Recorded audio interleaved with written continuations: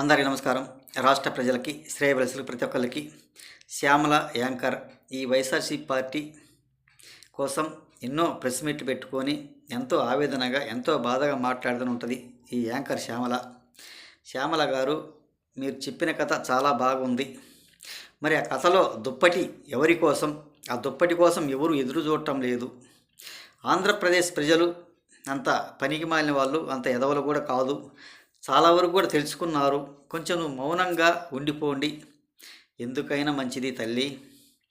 నీ పని నువ్వు చూసుకోవచ్చు కదా, కొంచెం తెలుసుకోండి.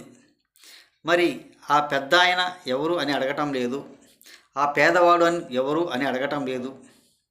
ఈ పేద ప్రజలు ఎందుకంటే వాళ్ళు పనులు చేసుకుంటూ వాళ్ళ పనుల మీద వాళ్ళు ఉంటుంటారు. మరి ఒక పేదవాడంటే అంత సులకనెందుకు మీరు? మరి అంత హీనంగా తీసి పారేస్తున్నారు ఆ పేదవాడిని. ఆ పేదవాడు అంటే పేదవాడిని ఉంటారు, మీలాంటి ధనవంతులుగా ఉంటారు. ఆ పేదవాడితో ఏమి అంత అవస్థ, ఏమి అంత బాధ ఏమి ఒక్కసారి తెలుసుకోండి. శ్యామల గారు 2019 సంవత్సరంలో మీరు ఇచ్చిన హామీలు వలన రాష్ట్ర ప్రజలు చాలా నాశనమైపోయారు. మరి అంతకుముందు ప్రభుత్వాల్లో చాలా ప్రభుత్వాలు కూడా ఉన్నాయి, చాలా ప్రభుత్వాలు కూడా మారాయి. మరి ఆ ప్రభుత్వాల్లో ఎవరైనా ఉచిత హామీలు ఇచ్చారా? ఆ ప్రభుత్వాల్లో చాలామంది బతకలేదా? ఉచిత హామీలు ఇవ్వకుండా ఎంతోమంది ప్రభుత్వాలు మారారు, ఎన్నో ప్రభుత్వాలు వచ్చాయి. ఆ ప్రభుత్వాలు ఎవరు కూడా హామీలు ఇవ్వలేదు.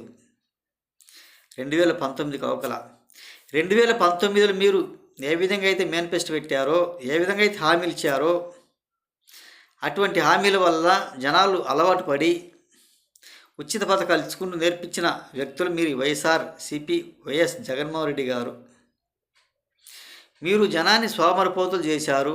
ఒక పిచ్చిగా తిరగమన్నారు, పిచ్చిగా తిరుగుతున్నారు. మరి అలాంటి పరిస్థితులకు అలవాటు పడ్డ వాళ్ళు ఎలా బ్రతుకుతారో ఒక్కసారి చెప్పండి. మీరు అలవాటు చేయబట్టేగా ఈరోజు వాళ్ళు సోమరిపోతులు అయిపోయేది. మీరు చేసిన ఉచిత పథకాలకు మిమ్మల్ని చూసి యువతల ప్రభుత్వాలు మళ్ళీ వాళ్ళు ఇస్తున్నారే కానీ, గత ప్రభుత్వాలు ఏ ప్రభుత్వం కానీ, ఏ పార్టీ కానీ, ఎన్నో ప్రభుత్వాలు మారినాయి, ఎన్నో పార్టీలు మారినాయి, ఎంతోమంది సీఎంలు వచ్చిపోయారు, ఎంతోమంది సీఎంలుగా నిలబడ్డారు.